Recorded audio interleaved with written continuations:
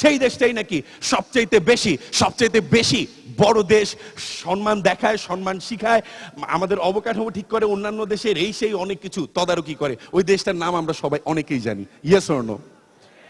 তো বন্ধুরা, ওই জঙ্গলিদেরকে এই বিশ্বের সর্বশ্রেষ্ঠ জাতিতে রূপান্তর করেছে শুধু জাহাজটা ভিড়িয়ে।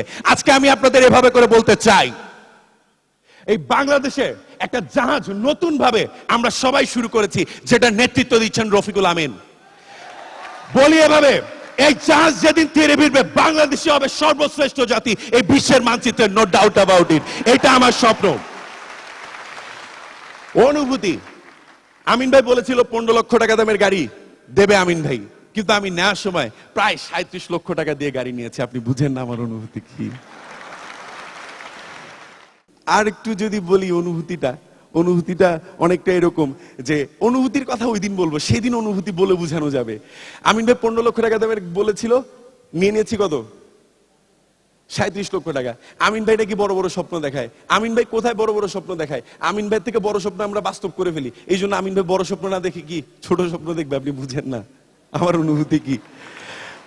এভাবে করে বলবো যে আমি আমিন ভাইকে বলবো, আমিন ভাই 15 লক্ষ টাকা দামের গাড়ি দেওয়ার কথা 37 লক্ষ টাকা দামের নিয়েছি। I will promise with you brother, আপনাদের সকলের কাছে আমার একটা কমিটমেন্ট আমি আজকে করে যাচ্ছি। রাজীব যখন ক্রাউন অ্যাম্বাসেডর হবে, কোন রাস্তার উপরে গাড়ি আনবে না।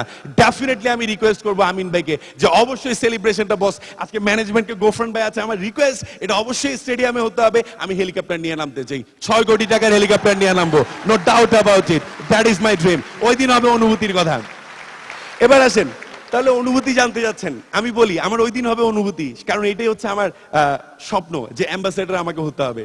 আর এটা ওই যে যাত্রা পথের বিরতি শুধুমাত্র। আমি যে গাড়িটা নিয়েছি, এটা নিয়েছি আমি ভাঙার জন্য। একটু আপনি অবাক হবেন, কিন্তু এটাই বাস্তবতা। ডেস্টিনির ডায়মন্ড, ডেস্টিনির অ্যাম্বাসেডর, আমি ডেস্টিনির অ্যাম্বাসেডর। আমি কখনো 37 লাখ টাকার গাড়িতে চড়তে পারি না। এটা হতে পারে না, আমার স্ট্যান্ডার্ড এটা হতে পারে না, আমার চিন্তা ভাবনা এটা হতে পারে না, আমার স্বপ্ন এটা হতে পারে না। তো এটা হচ্ছে ভাঙার জন্য। কেন ভাঙার জন্য? আমি অ্যাম্বাসেডর হতে চাই, এই গাড়িটা নিয়েছি আমি এটাকে ভেঙে তারপর অ্যাম্বাসেডর হব, কাজ করে ভাঙবো, তারপর অ্যাম্বাসেডর হব, এই জন্য আমি নিয়েছি। তো এটা আমার অ্যাচিভমেন্ট, তবে এটাকে আমি উৎসর্গ করলাম ভাঙার জন্য। কারণ আজকে আমি আপনাদেরকে বলি, আপনারা সবাই খুশি আমি ডায়মন্ড হয়েছি। আরে ভাই, আপনি খুশি হয়ে লাভ কি? লাভ কি? আপনি এত খুশি কেন? আপনি একটা মাত্র এখানে এসেছেন, আমি জানি। আপনি কেন ডায়মন্ড হবেন সেটা যদি খুঁজে বের করা যায়, এই জন্য আপনি এসেছেন। আমি সেই কথাটাই বলবো, আমার অনুভূতিবাদ, সেই কথাটা বলবো এখন। শেষ একটা ব্যক্তির কাছে সম্মানটা আমি পুরোপুরি প্রদর্শন না করলে আজকে আমি মানে আমার জীবনটা ব্যর্থ হয়ে যাবে। আমি বলবো ডেস্টিনির কলঙ্কিত সন্তান হিসেবে আমি থেকে যাব।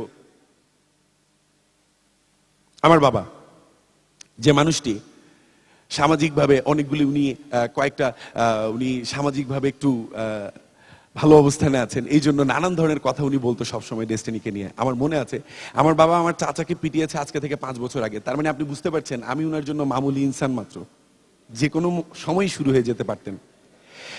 এবং আমার বাবা প্রচন্ড রাগী মানুষ।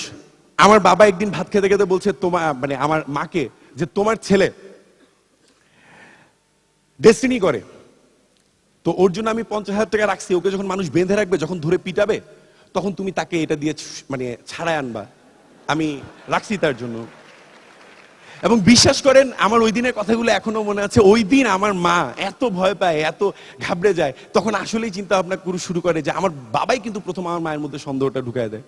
তখন আমার মা কান্নাকাটি করতে থাকে, এই নিয়ে টেনশন, ওই নিয়ে টেনশন। তারপর কি হয়েছে জানেন? মজার ঘটনাটা বলি। আমি রাজীব এই ডেস্টিনিতে এতটুক সফলতার প্রথম কারণ হচ্ছে এটা, যে আমি যখন এত কিছু বলছে, মাকে বুঝাতেই পারছি না, একসময় বললাম চলো প্ল্যান দেখি। আমি বলছে না যে যদি কোনো কিছু উল্টাপাল্টা করে, চলে না একটু প্ল্যানটা দেখি। তো আমি মাকে বললাম চলো প্ল্যানটা দেখি। মা প্ল্যানটা দেখলো, মা প্ল্যান দেখার পর ডিসিশন নিল এইভাবে করে যে আমি এখন চেক দিচ্ছি, আমি জয়েন করব এবং তোর বাবা কি বলতেছে এটা আমি দেখতেছি। হয়ে গেছে কাজ, আমার মনে আছে এখনো। তো আমার মা প্রথম দায়িত্বটা নেয়। এবং সবচেয়ে বড় ব্যাপার কি জানেন? এই ডেস্টিনি লাইফে আমার প্রথম স্পন্সর হচ্ছে আমার মা। গ্লোবালি বিজনেস করব আমরা, এ শুধুমাত্র বাংলাদেশে না, বিশ্বের দরবারে আমরা বিজনেস করব, সেই মানের প্রস্তুতি নিয়ে আমরা কাজ করব। এই প্রত্যাশায় আমার মা আজকে এসেছে। আমার মায়ের কাছে আবারও আমি অনেক বেশি কৃতজ্ঞতা প্রকাশ করি। আমি অনেক বেশি হ্যাপি। আমার মাকে আমি একটু আসার জন্য, মা চলে আসো। এখানে আজকে আমার অনুভূতি কিছুই নেই, শুধু ছেলের বিভিন্ন কথা মনে করে একটু কান্না। আর ওর অনুভূতিটা যে কি, আমাকে একদিন আমার ছেলে বলেছিল, মা যেদিন আমি স্টেজে উঠবো ডায়মন্ড সেলিব্রেশনে, ওই দিন যদি আমি কোনো কথাই বলতে না পারি, আমার চোখে দিয়ে শুধু জল আসে, তাহলে আমার কি হবে? আমার কথা যদি বন্ধ হয়ে যায়, তাহলে চিন্তা করে দেখেন আমার ছেলে এই ডেস্টিনি নিয়ে কতটুকু, ওর কতটুকু আন্তরিকতাটা, কতটুকু সম্মান। আর ডেস্টিনির অগ্রদূত রফিকুল আমিন সাহেবকে ও যে এত পছন্দ করে, এত সম্মান করে, এটা আমি বলতে পারবো না। এটা নিশ্চয়ই রফিকুল আমিন সাহেবের পূর্বজন্মের কোনো স্বীকৃতি রয়েছে। উনি লক্ষ লক্ষ ছেলে গার্ডিয়ান হতে পেরেছেন। এটা আমার ছেলের মিথ্যা ধারণা না।